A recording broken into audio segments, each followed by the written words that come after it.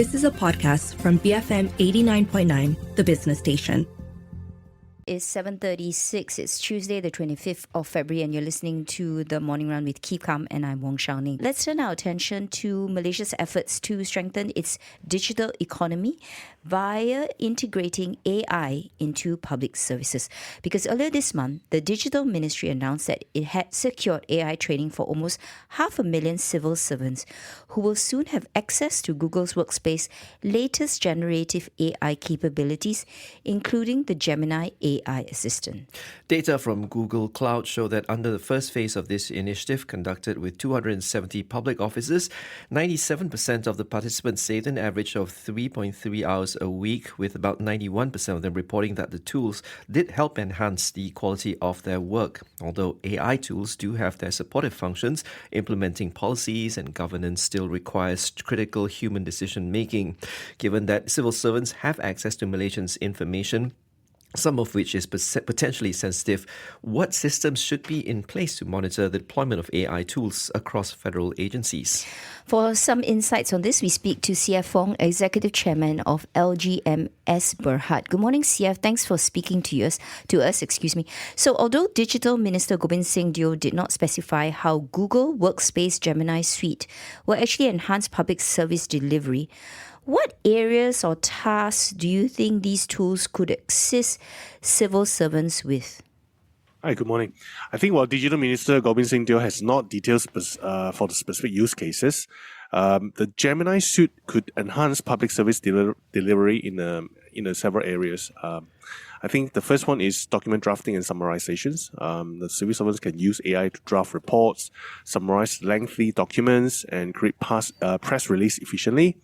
And the civil servants can also use it for data analysis. AI tools can assist in analyzing large data sets to inform decision making and policy formulations, and translation accessibilities as well. I think AI can breach language barriers by providing real-time translations and ensuring inclusivity in the public service delivery.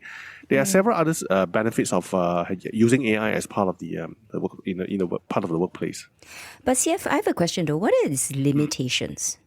Because I'm sure there are some. Yeah, of course. I think the efficiencies and effectiveness of AI limitations pretty much lies on the users themselves. Users is solely depending on the prompts provided by the users. So in return, I think in order to have an effective and efficient results outcome from AI, I think end users training is very important. So I think this is the part I think the Ministry of Digital needs to pay much attention to, since the rollout is going to cover so many number of public servants.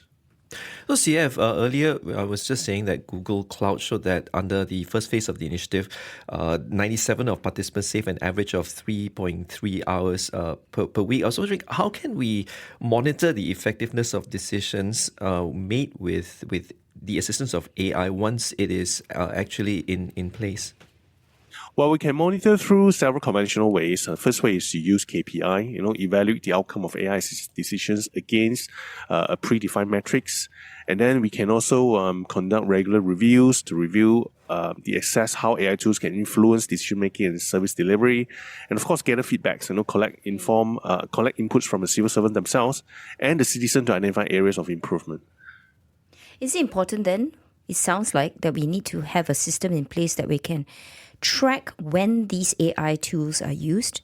What does AI generate? And then what does that civil servant do with that AI generated information?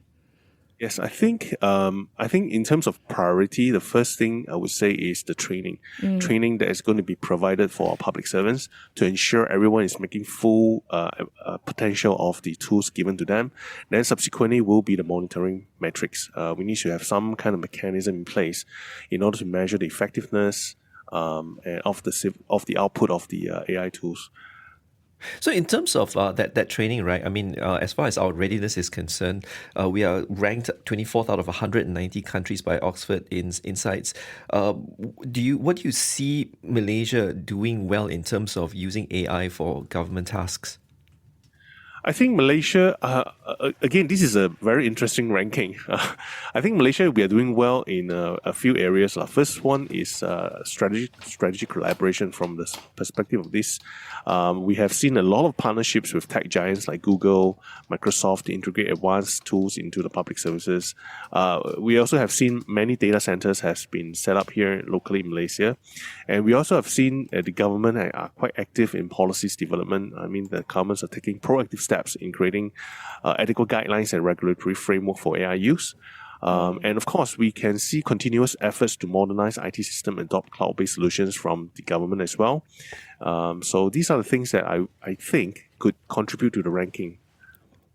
CF, you were talking just now about how the effectiveness of using AI really depends on the knowledge and the capabilities of the civil servants actually using them, especially when it comes to drafting policies. From your observation, I mean, what sort of timeline would be needed to get our civil servants up to speed? I think it's kind of subjective and it's kind of difficult to answer that. But essentially, I think AI should be perceived as a supporting tool instead of a decision-making tool. At the moment, what I would see one of the major challenges the government will be facing is the level of competencies across all the public servants. I think this would be the first challenge the government need to address first, to ensure everyone are well trained, well prepared, and be able to use tools effectively in order to churn out effective outcome. So as long as the government can address this major challenge, I think the rest will be smooth sailing. Now, let's talk about the security aspect of it, right? Because the data that's available that the government has access to is immense. And of course, there are privacy considerations, right? So how do we manage this? I mean, Putrajaya says they're aiming to establish a data safety and trust commission by the end of the year. Does this go far enough? I think this is also one of my concerns, because whenever we're using AI tools, we are also, in a way, train the AI tools. Now, just imagine this: if the government servant is uploading some sensitive documents to Google, for example, for summarization, for any data analysis, some of these confidential data will be remain in the Google Cloud. And how is this going to secure Malaysian secrets is also another question. So establishing a data safety and trust commission is imminent, is important. Before the expanding AI use would be ideal. Now, the commission could help to ensure that the safeguard of data, ensuring sensitive information remains within the national jurisdictions and is protected against breaches. And with this commission also, we can also build public trust, to demonstrate that the government are committed to responsible AI use, and also to prevent missteps, address potential risks and ethical concerns before, scaling the AI adoptions widely. But again, however, the way I see it, the AI rollout and commission establishment can proceed in parallel, provided the robust interim safeguards are in place, to protect sensitive data and ethical use of the data. Yeah, CF, the question I have about this is that when we look at AI tools, it's not something that the government's developing on their own, right? Especially the Malaysian version, we are using private sector's tools. So does that make the safety question even more complicated? Yes, I think this is also the reason I think the Minister of Digital also advocates the local trained AI model to ensure that data sovereignty is being maintained, data remain in the country itself. But at the moment, seeing the wide scale of implementation of Google Gemini across government servant, I think this is also, when it comes to security, this would be my concern. Are the government servants well informed and trained not to use the tool on any sensitive national secrets or not? This is one of my concerns as well. I mean, Google Gemini and indeed ChatGPT, even DeepSeek, they've been around for quite some time now. And this Data Safety and Trust Commission, which Putrajaya wants to put in place, they're only talking about it now. Isn't that sort of like closing the barn door after the horses have bolted?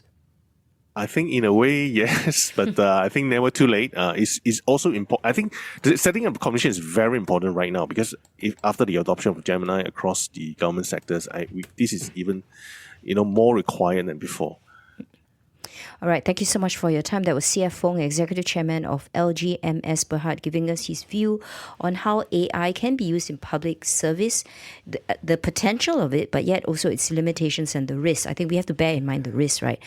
I think we're all for the productivity gains. They're immense, because then what can the civil servants be doing with their extra time?